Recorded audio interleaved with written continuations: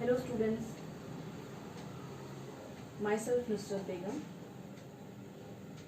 Today I am going to discuss about types of timetable.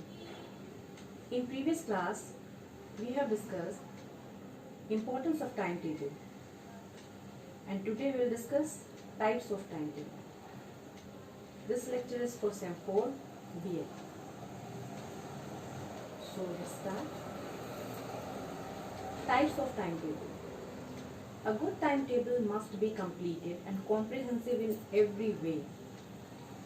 It may indicate the type of curricular and co-curricular activities being carried out in the school at particular time and place. एक अच्छी समय सारणी वो होती है जो पूर्ण हो, व्यापक हो हर तरह से, क्योंकि एक समय सारणी में कई सूचनाएं होती हैं. उसमें ये एक तरह का सूचक होता है जो बताता है कि क्या क्या आपके पाठ्यक्रम और पाठ्य सहगामी क्रियाएं क्या क्या आपके स्कूल में हो रही हैं. उसमें जो भी पाठ्यक्रम या पाठ्य पढ़ाने वाले लोग हैं, टीचर्स हैं, और पाठ्य सहगामी क्रियाओं के लिए जो भी इंचार्ज हैं उनके भी नाम मेंशन होते हैं. समय दिया जाता है और किस जगह पे ये पढ़ाई होगी या ये एक्टिविटी होगी वो भी इसमें शामिल रहता है. It may indicate under whose supervision and guidance being carried out, but a single time table may not convey the entire information satisfactorily. लेकिन ये सारी इंफॉर्मेशन होती हैं, लेकिन सिर्फ एक ही टाइम टेबल, एक ही समय सारणी बना दी जाए और ये सारी इंफॉर्मेशन उसमें दे दी जाए, ये उतना अच्छा नहीं होता है और उसमें सारी चीज़ें संभव भी नहीं होती हैं. यूँ कह लें कि एक ही पेड़ में आप हर तरह के फल चाहेंगे तो कैसे हो. For efficient working of a school, it is desirable to have different timetable for different purposes and activities. तो एक स्कूल को एक बहुत अच्छे से चलाने के लिए, efficient working of a school के लिए it is desirable कि different types के जो activities और जो भी होते हैं उनके लिए different timetable बनाया जाए. तो क्या है ये टाइम टेबल्स, देखते हैं. Here are the different types of timetable. हम एक बार सारे टाइम टेबल्स को देखेंगे और फिर वन बाय वन हम लोग इसको डिस्कस करेंगे. तो फर्स्ट है कंसोलिडेटेड टाइम टेबल, सेकेंड है class time table, then teachers time table, games time table, cocurricular activities time table, homework time table and vacant period time table. इसको हम लोग वन बाय वन डिस्कस करते हैं. The first one, consolidated timetable. It is also known as general timetable or master timetable. It provides a complete picture of entire school program for day to day, from day to day. It can be very useful to the headmaster who will depend on this timetable for all types of supervisory responsibilities. आप जानते हैं कि एक master routine होती है. आप किसी भी स्कूल में, कॉलेज में, किसी भी इंस्टीट्यूशन में जाइएगा तो वहाँ एक मास्टर रूटीन होती है. ये कंसोलिडेटेड टाइम टेबल वही मास्टर रूटीन है जो हेडमास्टर के लिए बहुत कारआमद होती है, क्योंकि उसमें जितने भी स्कूल में ओपनिंग से क्लोजिंग तक जितने भी काम होते हैं, जितने एजुकेशनल प्रोग्राम है, डे बाय डे का सारा कुछ उसमें मेंशन होता है. और ये एक हेडमास्टर के लिए बहुत ही कारआमद चीज़ है, क्योंकि एक हेडमास्टर के ऊपर बहुत सारी रचनात्मक जिम्मेदारियां होती हैं, उन्हें वो सब देखना होता है. तो उस टाइम टेबल में उन्हें वो सारा कुछ दिख जाता है, कौन सी टीचर किस क्लास में कौन सी एक्टिविटी कब होनी, तो वो सारा कुछ देख सकते हैं. तो इसलिए एक टाइम टेबल ज़रूरी होता है. दूसरा है क्लास टाइम टेबल. इससे आप बहुत अच्छे से वाकिफ़ हैं. It is a picture of class wise programmes. It shows what a particular class और section will study in a particular period from a particular teacher at a particular place. तो आप सभी जानते हैं क्लास टाइम टेबल होता है जिसमें mention होता है कि कौन सी क्लास, कौन सा सेक्शन की कब, कौन से पीरियड में क्लास है, कौन सी टीचर की क्लास है और किस जगह पे ये क्लास है, वो सारा कुछ इसमें मेंशन है. नेक्स्ट है टीचर्स टाइम टेबल. इससे भी आप बहुत अच्छे से वाकिफ़ हैं. Teachers time table is consolidated form is very helpful for the headmaster to carry out supervisory duties. एक टीचर टाइम टेबल होता है जो भी एक समेकित टाइम टेबल है, कंसोलिडेटेड समय सारणी।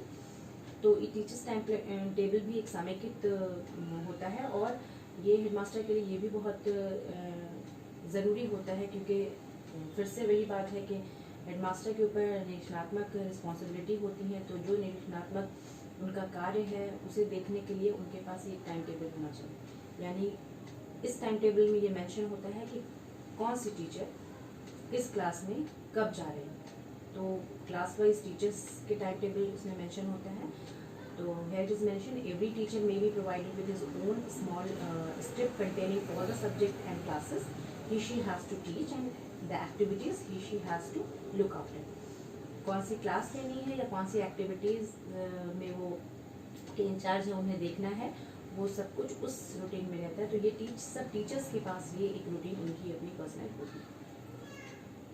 नेक्स्ट है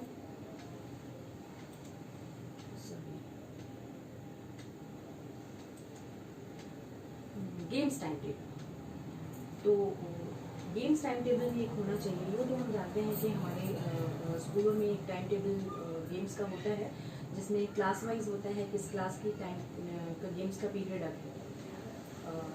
अभी यहाँ पे ये कहा जा रहा है कि it will show the allocation of time and place for games for each group. Groups for games can not be organized on the basis of section and classes. These are organized on the basis of age and proficiency in games. Therefore, there is need and justification for a timetable exclusively for games. यहाँ ये कहा जा रहा है कि time table class wise नहीं होना चाहिए, सेक्शन वाइज नहीं होना चाहिए। गेम्स के लिए, खेल के लिए जो समय सारणी बनाई जाए वो क्लास वाइज और सेक्शन वाइज नहीं, बल्कि किसी भी बच्चे की उम्र, उसके एज और उसकी प्रोफिशिएंसी, उसकी क्षमता जो है, उसकी सलाहियतों को देखकर किस गेम में वो बहुत अच्छा है, वो किसमें अच्छा कर सकता है, और एक एज के सारे बच्चे।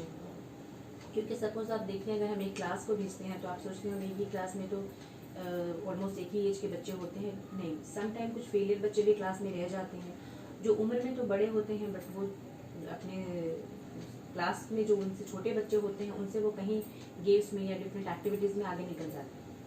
तो ये चीज़ें जो हैं ऐसी नहीं होंगी अगर हम गेम्स का एक टाइम टेबल बच्चों के एज और प्रोफिशिएंसी के अकॉर्डिंग बना दें। और इस तरह से करने से एक और फ़ायदा है कि स्कूल को भी ये नज़र आएगा उस टाइम टेबल से। बच्चे अगर उस तरह से जाते हैं तो कौन बच्चा किस चीज़ में बहुत अच्छा है, गेम्स में इस गेम में बच्चा अच्छा है, इसमें अच्छा, ये भी चीज़ें बहुत अच्छे से ज़ाहिर में पता चलेगा और ये बहुत बेनिफिशियल है। नेक्स्ट है करिकुलर एक्टिविटीज़ टाइम टेबल।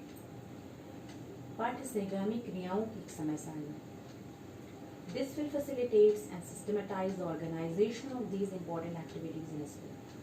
विद्यालय में जो भी पाठ्य सहगामी क्रियाएं होती हैं, जो भी क्रियाएं हो रही हैं, ये जो है उस इस तरह का जो टाइम टेबल अगर बनाया जाता है, इस तरह की अगर पाठ्य सहगामी क्रियाओं की एक समय सारणी बनाई जाए तो ये बहुत वो पूरे प्रबंधन को, एक्टिविटीज़ का जो प्रबंधन होता है उसको बहुत ही सुव्यवस्थित कर देगा, बहुत ही सरल बना देगा।